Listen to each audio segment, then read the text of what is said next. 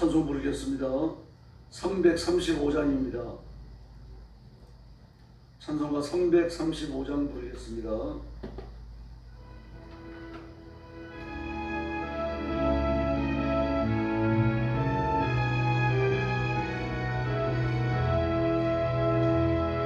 그 놀라운 평화가 내게 있네. 이 세상에는 없는 평화. 나의 영혼과 몸 주께 돌립니다. 오 놀라운 나의 구주, 오 놀라운 주, 오 놀라운 주. 저 창문 천사들 경배하네. 나 엎드려서 주 경배하니. 오 놀라운 구주 예수, 나의 일생을 인도해 주옵소서. 나의 생각도 주관하사 주의 뜻대로 날 다스리옵소서. 오 놀라운 나의 구주, 오 놀라운 주, 오 놀라운 주. 저 천과 천사들 경배하네. 나 엎드려서 주 경배하니. 오 놀라운 구주 예수, 나의 모든 것 주님께 드리오니. 주여 기쁘게 받으시사 주의 나라 위에 선별하옵소서. 오 놀라운 나의 구주, 오 놀라운 주, 오 놀라운 주. 저 천과 천사들 경배하네. 나 엎드려서 주 경배하니. 오 놀라운 구주 예수, 주의 광채가 찬란히 비춰오네. 전능하신 왕 구세주여, 세상 끝날까지 찬양 드립니다. 오 놀라운 나의 구주, 오 놀라운 주, 오 놀라운 주. 저 천과 천사들 경배하네. 나 엎드려서 주 경배하니. 오 놀라운 구주 예수. 할렐루야. 336장 부르겠습니다.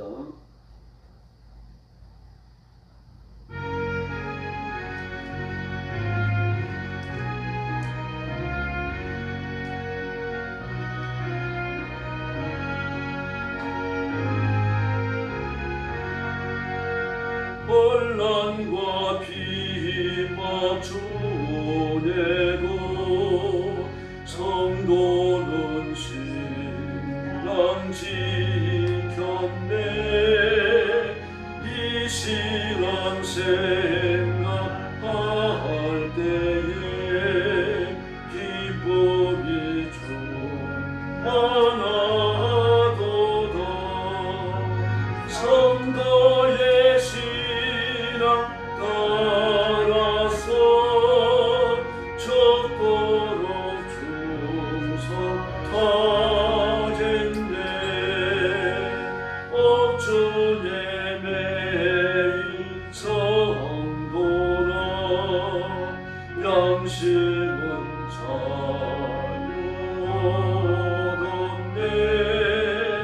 우리도 오란 하도며 죽어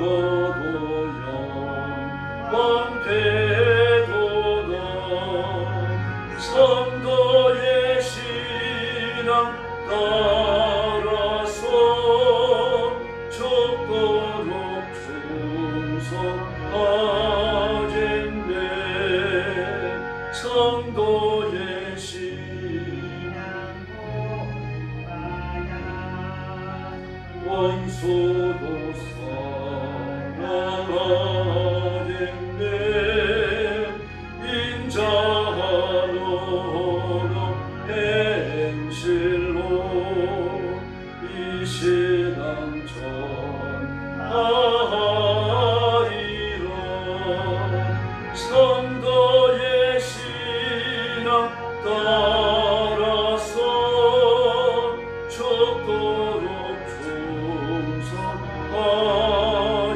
충성하젠네. 아멘.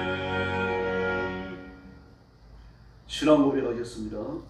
나는 전능하신 아버지 하나님 천지의 창조주를 믿습니다. 나는 그의 유일하신 아들 우리 주 예수 그리스도를 믿습니다.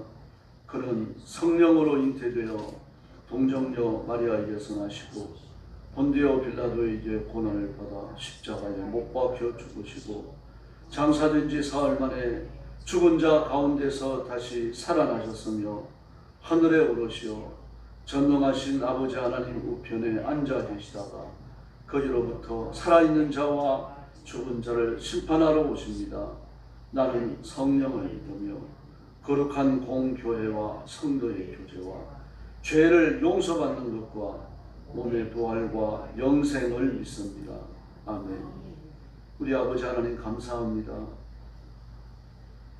내 죄를 짊어지고 지옥의 형벌에 던져진 저희들을 그 이름을 불러 구원하시고 그리스도의 보혈로 씻겨 정결케 하시며 하나님의 자녀를 삼아 하나님의 일을 하도록 복주셨으니 감사합니다.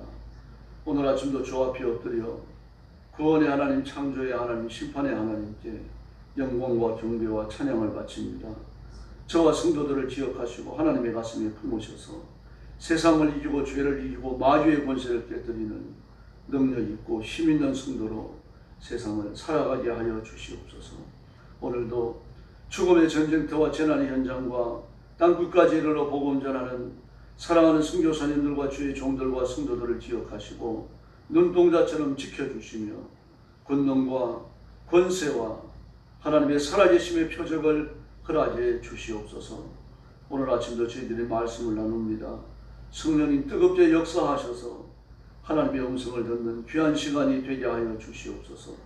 예수님의 이름으로 간절히 기도 올리옵나이다. 아멘. 하나님 말씀 공독하겠습니다. 사도행전 21장입니다.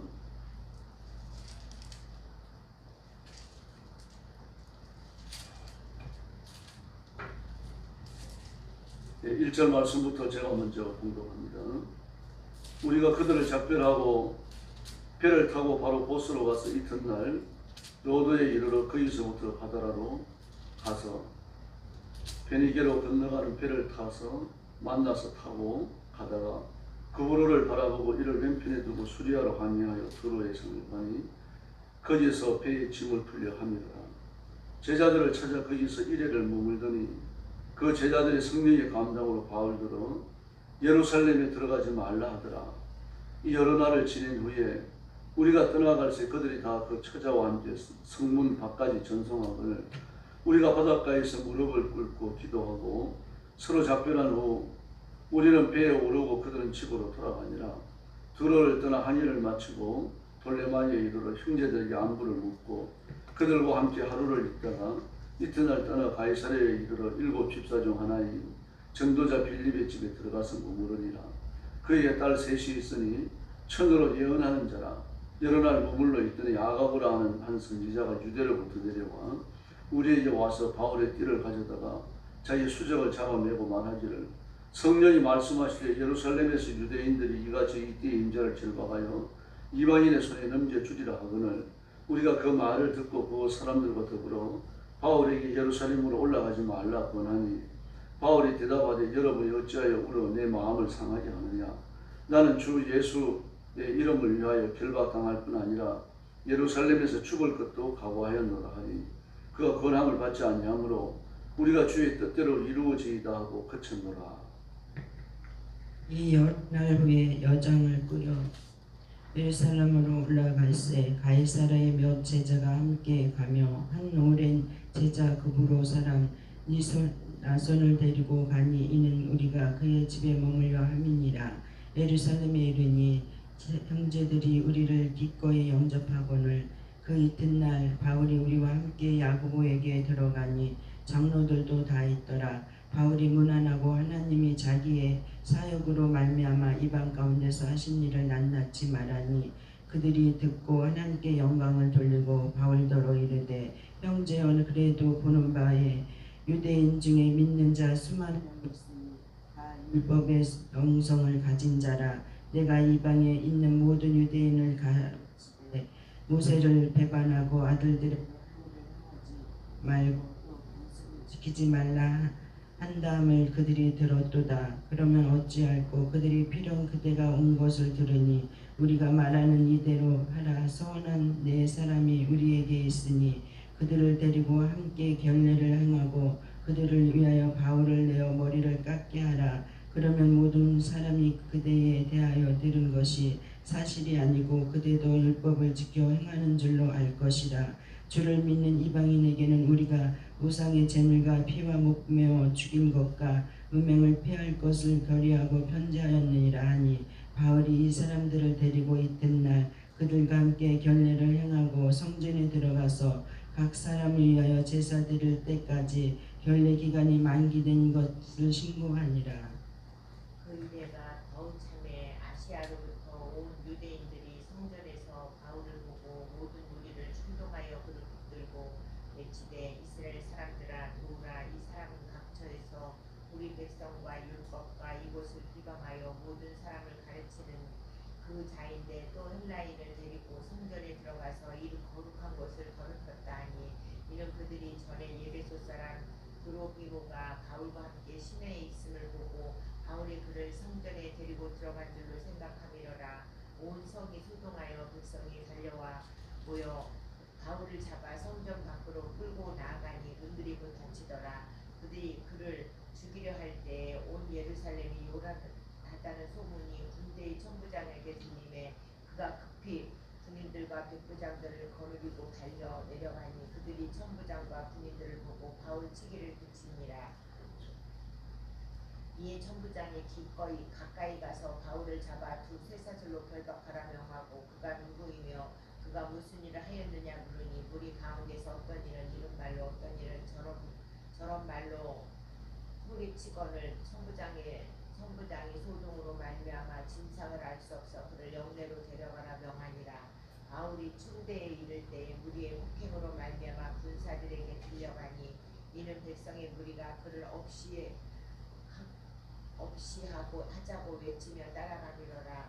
바울을 데리고 영내로 들어가려 할 그때에 바울이 천부장에게 이르되 내가 당신에게 말할 수 있느냐. 이르되 내가 헬라 말을 아느냐. 그러면 내가 이전에 소유를 일으켜 자객 4,000명을 거느리고 광야로 가던 애굽인이 아니냐.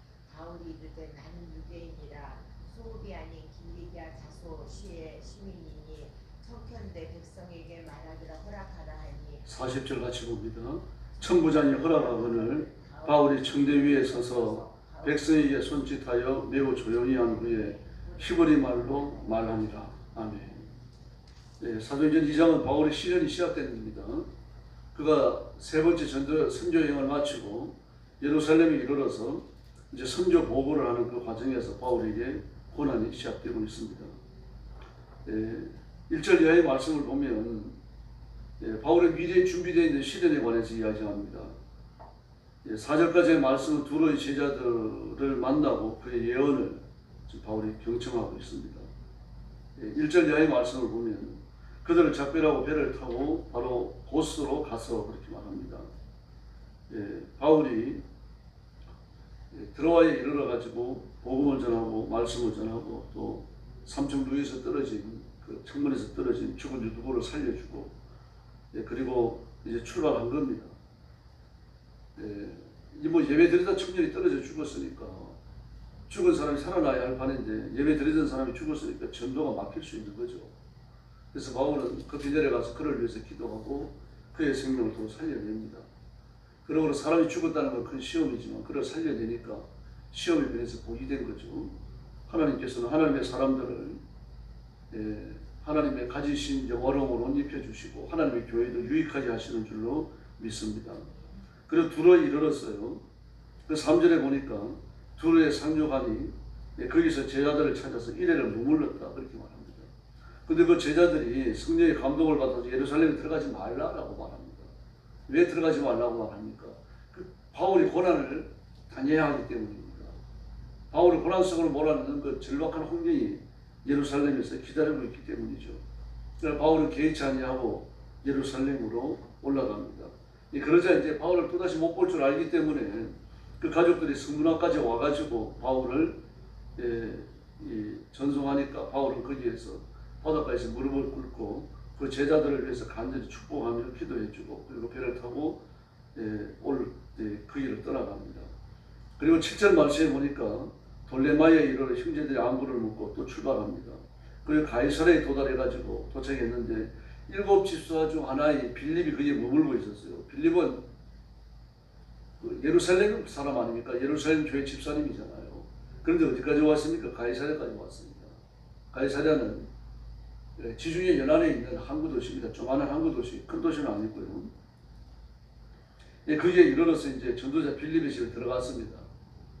들어가서 이제 몸을 의탁하고 거기에 좀 머물고 있는데 그 9절 말씀에 보니까 딸이 넷이 있는데 그들이 처녀를 예언하는 자라 그렇게 말합니다. 그 왜 예언하는 자라고 말을 합니까? 그것은 바울의 딸들이 이 빌립의 딸들이 바울의 미래에 있어 고난을 예언했기 때문이에요. 빌립의 딸들이 예언했다는 얘기는 없지만 그러나 예언을 했습니다. 그리고 아가보가 나타나죠. 아가보가 나타나가지고 이 바울의 띠를 가져다가 당신이 예루살렘에 올라가면은 유대인들이 이 띠임자를 이렇게 묶어가지고 이방인들에게 넘겨줄 것이다 그렇게 말합니다.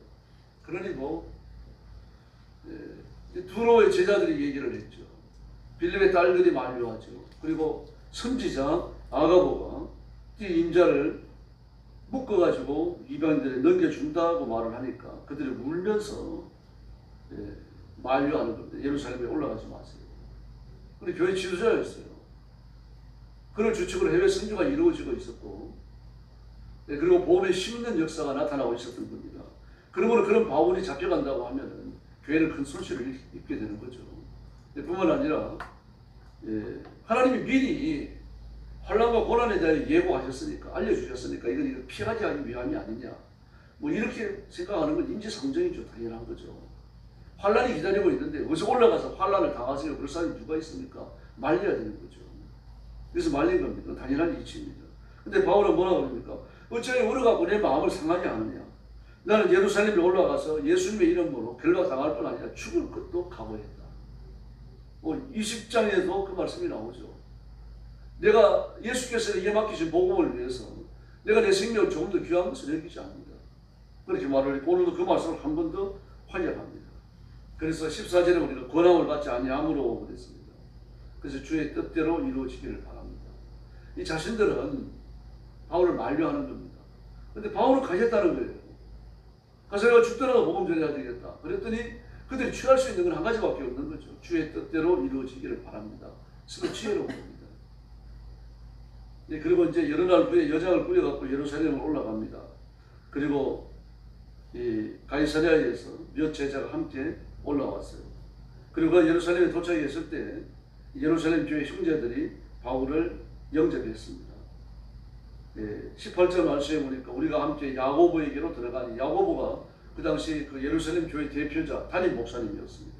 그래서 야고보를 만나러 들어가는 겁니다. 이 선교 보고를 해야 되니까요. 그래서 들어가니까 여러 장로님들이 함께 있었어요. 그래서 자기가 세 번째 선교 여행에서 어떤 일이 일어났었는지를 잘 이야기를 했습니다. 그랬더니 야고보는 여전히 염려하는 거죠. 바울의 안위를 염려하는 거죠. 당신이 다니면서 복음을 전하는 건 하나님께 영광이 되고 많은 사람들이 주님께로 돌아오는 생명의 큰 역사가 일어났으니까 이건 정말 활목할 만한 성적을 내고 이렇게 여기까지 왔다. 그러나 유대인들이 당신을 오해하고 있다.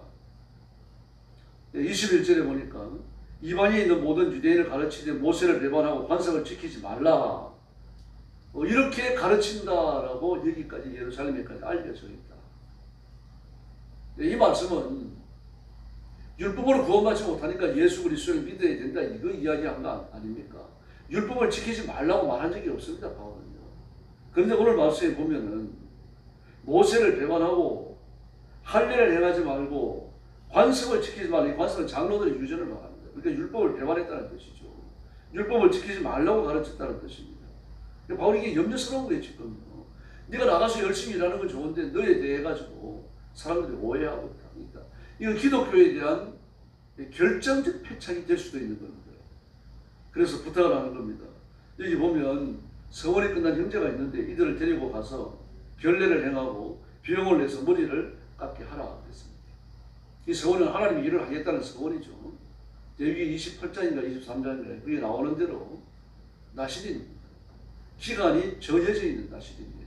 몇 살부터 몇 살까지 몇 년 동안 하나님의 일을 하겠습니다. 그럼 그 기간 나실이 되는 거죠. 그 나실의 기간 동안은 성전에 있어야 됩니다. 집으로 못 돌아가요. 그 집안일을 못 합니다. 제 부모가 세상을 떠나도 장례에 참여할 수 없어요. 술을 먹어서 안 되고 머리를 길러서 안 됩니다. 술을 연상시키는 것도 먹어서는 안 되죠. 포도 껍질을 먹어도 안 되고 건포도와 건포도를 먹어도 안 되고 건포도 떡을 먹어도 안 됩니다. 모든 것들을 금하면서 오직 하나님만 바라봐야 됩니다. 세속의 어떤 것도 교제해서는 안 되고 만져서 안 되고 소유해서 안 되는 거죠. 근데 그 기간이 끝났습니다. 그 기간이 끝났기 때문에 이제 들어가서 서원이 끝났습니다라고 하는 하나님 앞에 제사를 드려야 합니다. 속죄제를 드리고 번제를 드리고 그리고 화목제를 드려야 됩니다. 속죄제를 드리는 이유는 그 하나님 앞에 봉사일을 마쳤으니까 속죄제를 드릴 이유가 없는 것 같잖아요. 근데 드려야 됩니다. 왜냐고 하면은 제가 하나님의 사람으로 나시린이 되어져서 나시린의 삶을 사는 동안 혹시 범죄한 일이 있을지 모르겠습니다. 그런 뜻에서 드리는 겁니다. 대단히 경건한 거죠. 근데 그게 결례입니다. 그걸 행하고 머리를 이제 깎았어. 이제 서울이 끝났기 때문에 빡빡 민기 아니고 적당히 잘랐습니다. 이렇게 하라고 그랬습니다. 그랬더니 그렇게 했습니다. 그리고 우리도 이방인들에게 우사의 제물과 피와 목며 죽임과 음행을 피할 것을 결례하고 너한테 편지하지 않았느냐. 이걸 또 우리가 예루살렘에 공포했다. 이방인들이 이렇게 가르치라, 율법을 가르치라고 공포했다 그랬습니다. 그래서 이 사람들을 데려와서 결례를 행하고 이 서원이 끝났기 때문에 나시린의 서원이 끝났기 때문에 하나님 앞에 결례를 다 지키고 만기된 것을 보하고 그리고 내려왔습니다. 그 일이 있고 나서 이래가 지났어요. 뭐 그날 바로 일어난 것도 아니고 이래가 지났어요. 바울이 시내에서 예루살렘 시내죠. 예루살렘에서 헬라인 드로비모와 함께 있는 것이 유대인들에게 이 목격이 된 겁니다. 그 유대인들이 어떻게 몰아붙이는가 하면은 저가 헬라인을 데리고 하나님의 성전에 들어갔다 이렇게 몰아붙이는 겁니다.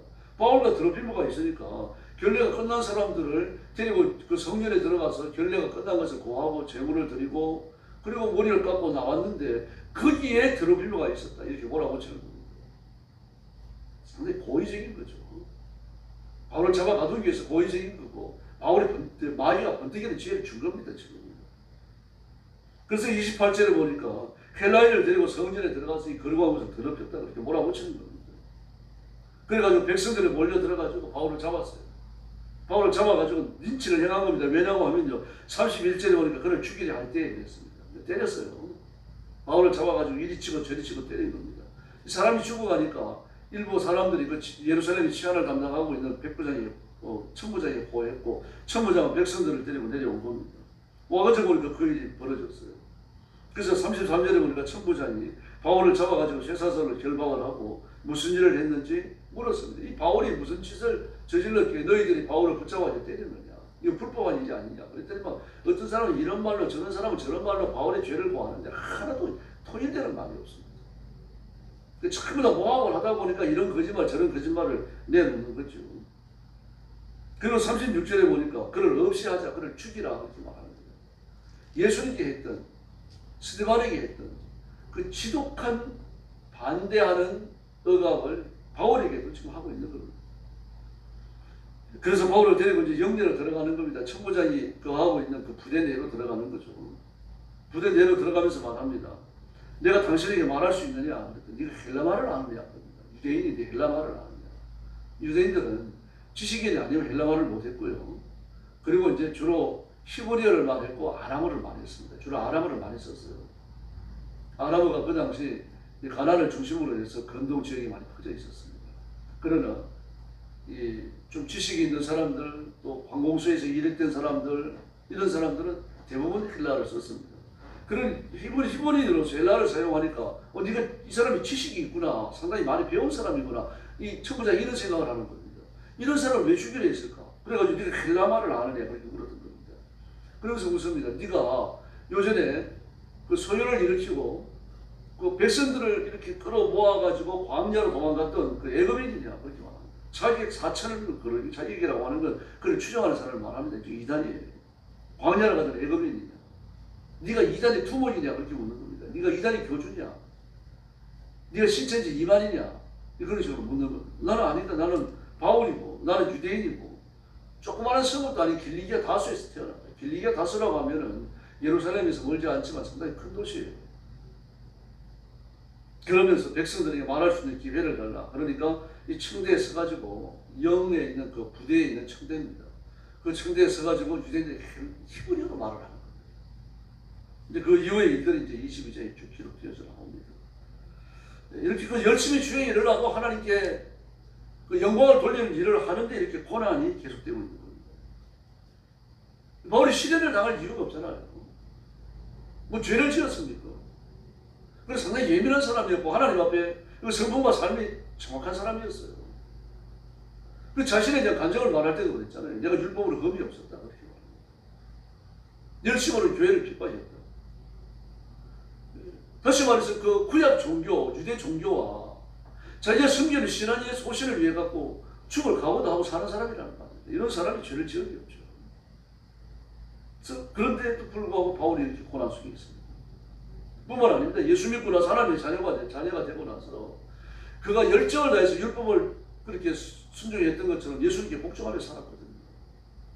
그런데 그에게 시련이 오고 있습니다.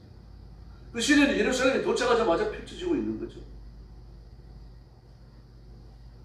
율법을 터부하는 자고 율법 폐기론자고 이 말도 안 되는 모함을 가지고 바울을 몰아붙이고 있는 겁니다. 그래서 시련은 하나님이 허락하셔야 오는 것이고 시련을 주관하고 주동하는 자는 마귀입니다. 그걸 기억하셔야 됩니다.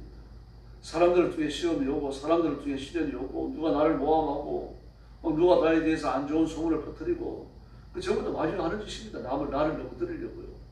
그때 정신 차리고 십자가 붙들고 예수님을 바라보시기를 바랍니다. 조지 워싱턴은 이런 말을 했어요. 훈련은 군대의 생명이다. 그래서 소수의 군대를 막강한 군대로 만들고 약자에게는 성공을 모든 사람이 존경을 안겨준다. 그렇게 말했습니다. 훈련은 우리에게 마찬가지입니다. 그 시련과 시험과 고난을 통해서 훈련이 이루어지죠. 중국 속담에 이런 말이 있습니다. 마찰이 없으면 다이아몬드는 연마될 수 없다. 그와 같이 시련이 없이는 사람의 인격이 안전해지지 않는다. 그런 말을 했습니다. 그래서 그 사람의 행동을 보면 그 사람이 어떤 인격을 가졌는지 알 수 있죠. 훌륭한 인격을 가졌으면 그 많은 고난의 과정을 거쳐왔다는 그런 뜻입니다. 현대 교육학에서도 연단이 아주 중요하다는 걸 말하고 있습니다. 시련과 연단, 단련을 받는 것. 이런 단련을 통해서 하나님의 사람들이 인정받고 하나님께 붙들려 쓰임받는 거죠. 야고보 1장 2절을 보니까요. 형제들아 너희가 여러 가지 시험을 만나거든 기쁘게 여기라. 믿음의 시련이 인내를 만들어내는 줄 알미라. 그랬습니다. 허브를 보면 허브 종류가 다 그렇습니다. 그 가만히 있어도 보면 향기가 잘 안 납니다. 끼워줘야 돼요. 그래서 허브의 향기를 맡으려고 하면 입을 타가지고 이렇게 문지르잖아요. 문지르면 확 향이 퍼지죠. 그와 같습니다. 그리스도인이 가만히 있을 때는 영적 가치가 잘 드러나지 않습니다. 그러나 일을 만날 때, 시련을 만날 때, 고난을 만날 때 그리스도인의 가치가 하늘의 별처럼 빛나는 겁니다. 그래서 고난을 통해서 그리스도인은 청결하는 인격을 가지게 되어지고 고집과 교만과 자만과 아집이 끼어집니다. 그래서 성숙해지게 되는 거죠. 그래서 우리가 혹 어려움을 겪더라도 저도 성도들을 위해서 기도할 때 시험이 물러가게 해주십시오. 시험이 없게 해주십시오. 그렇게 기도합니다. 그러나 그러더라도 시험은 찾아옵니다. 그때 두려워하지 마시고 십자가 굳게 붙드시길 바랍니다. 그리고 예수님의 이름을 부르고 승리해야 됩니다. 우리가 직면하고 있는 교회의 부흥도 마찬가지고 지금 국가적 시련도 마찬가지입니다. 예수님께 피하고 예수님의 이름을 부를 때 우리가 승리하고 하나님의 보호의 축복의 세계, 은총의 세계, 승리의 세계에 머물게 될 줄로 믿습니다. 기도하겠습니다.